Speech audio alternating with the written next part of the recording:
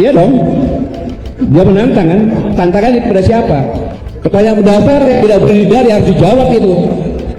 Siapa sebenarnya yang kita tantangan Kapolri?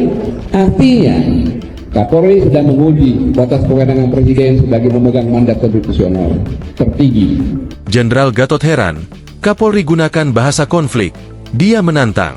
Panglima TNI periode 2015 hingga 2017 Jenderal Purnawirawan Gatot Nurmantio mengkritik pernyataan Kapolri Jenderal Listio Sigit Prabowo di ruang Komisi 3 DPR, Senayan, Jakarta Pusat, Senin, 21 Januari 2026. Listio menolak wacana Polri di bawah kementerian dan memilih mundur menjadi petani jika institusinya tidak lagi berada di bawah Presiden. Gatot menilai, pernyataan Listio yang akan mempertahankan posisi institusinya sampai titik darah penghabisan merupakan sebuah ancaman. Apalagi, kata dia, Listio juga sampai memerintahkan semua jajarannya berjuang mempertahankan muruah Polri. Menurut Gatot, tindakan Listio merupakan tanda alarm darurat demokrasi berbunyi keras. Polri menyampaikan pernyataan akan bertahankan posisi institusinya sampai di darah penghabisan dan memerintahkan semua jajarannya. Alarm darurat demokrasi berbunyi keras. Alarm demokrasi berbunyi keras. Itu yang disampaikan Kapolri itu bahasa konflik, bahasa tekanan kekuasaan, bahasa intimidasi. Ini puncak dari 3 kali pembangkangan kebijakan terhadap negara oleh Kapolri. Kata Gatot dalam video viral dikutip, Jumat, 30 Januari 2026.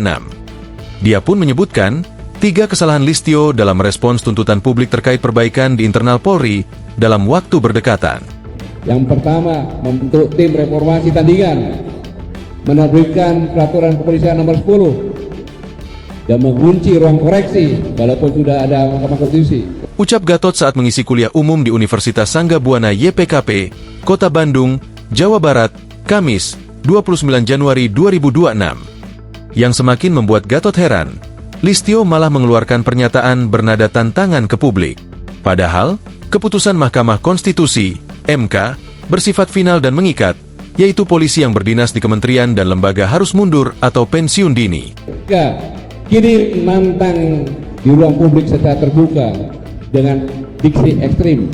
Ini sinyal bahaya bahwa disiplin konstitusi sedang diuji secara terbuka.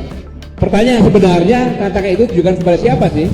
Kata mantan KSAD tersebut, Gatot merasa penasaran kepada siapa ucapan Listio sebenarnya ditujukan. Iya dong. Dia menantang kan? Tantangannya kepada siapa? Pertanyaan mendasar yang tidak berdiri harus dijawab itu. Siapa sebenarnya yang kita tantangan Kapolri? Artinya Kapolri sedang menguji batas kewenangan Presiden sebagai pemegang mandat konstitusional tertinggi. Ujar Gatot. Tokoh militer Letjen, Purnawirawan, Suryo Prabowo mendukung pernyataan Gatot tersebut. Dia memposting video Gatot di akun media sosial Instagram Suryo Prabowo 2011 dengan disertai caption, "Memang tidak pada tempatnya pejabat Kapolri bicara yang bernada membangkang seperti itu. Mau jadi apa institusi Polri? Selama prosesnya sesuai konstitusi dan UU, dia sebagai Kapolri aparatur negara harus patuh. Tidak ada hak kewenangan untuk menolak atau setuju," tulisnya. TNI Polri adalah 2 penopang konstitusi NKRI. TNI Polri harus tegak seimbang bila tidak akan pincang bila TNI di bawah kementerian. Maka seharusnya Polri juga di bawah kementerian atau letak TNI juga di bawah Presiden agar terjaga keseimbangan konstitusi, tegasnya. Menurut Suryo Prabowo, bila seseorang menjabat dan berkuasa terlalu lama, umumnya merasa organisasi yang dia pimpin itu miliknya. Sehingga, sudahlah, kalau sudah terlalu lama duduk memang sulit untuk berdiri. Apalagi bila tahu kalau ada yang mau mengambil kursinya, katanya. Sebelumnya, Kapolri Jenderal Listio Sigit Prabowo menyampaikan ketegasannya untuk menolak wacana peletakan institusi Polri di bawah kementerian khusus.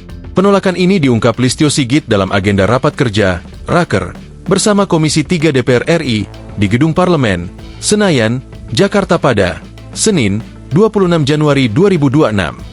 Dalam hal ini saya tegaskan bahwa di hadapan bapak-bapak dan ibu-ibu sekalian dan seluruh jajaran bahwa saya menolak polisi di bawah kementerian.